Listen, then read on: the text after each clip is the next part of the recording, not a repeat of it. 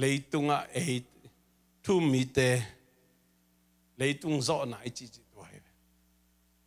aksa nam lo ding mo hilo si nam lo ding mo hilo ken the nam lo ding mo hilo ai zongina Jesu in pasien tapa hi china au mi te na leitung na te azu zo hi amen te na de tu ni na nang le ke inun tak ja ding ina Jesu kon pale to pan isan khit chang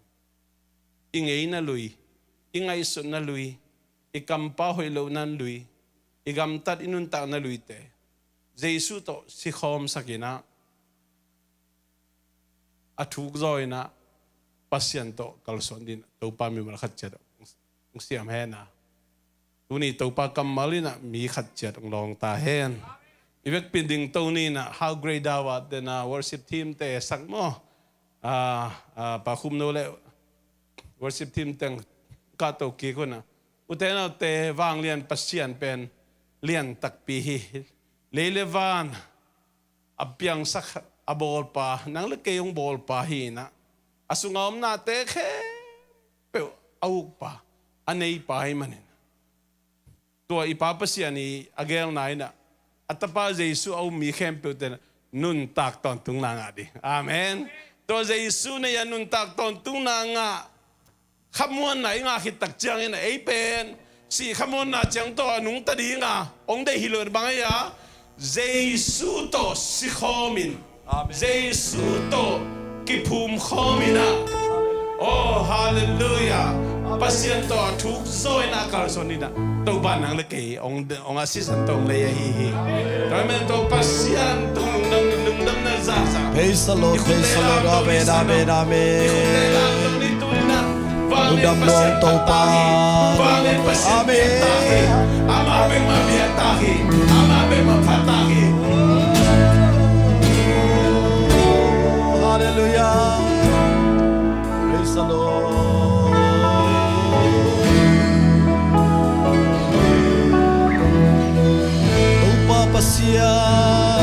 Tupa pasya, amen. Nang magudan na bonsa, leitung kemel, tanay sudya ina. Praise the Lord. Aksidemu invan ging dekazahit, leitung kemel,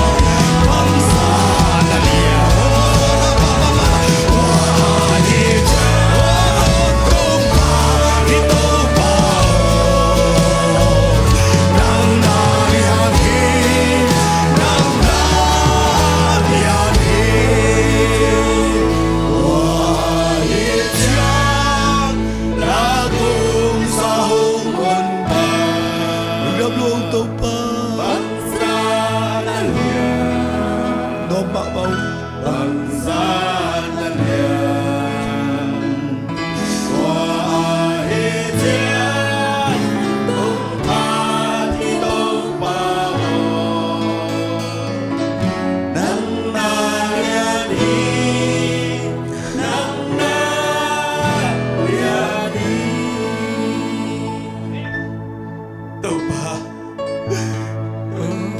mi mo pi ma mi dik ang tang sak lung nam lohe ahial pi ma mi sa to nung tang sak mi hoy nung tang sak lung nam lohe tau pa nang kung saan ma nang kung may ma katau pa ikagumpay ten china kung saan may na kalusim hoy daw natin kakabal mo natin kagamtan kasipkil natin kempe dunia kipanina Zesu sina kibuy maman tunina to pao to Zesu to kasihom no ami to Zesu to kipuhom no ami tunin na may no yakong kong kiawi babas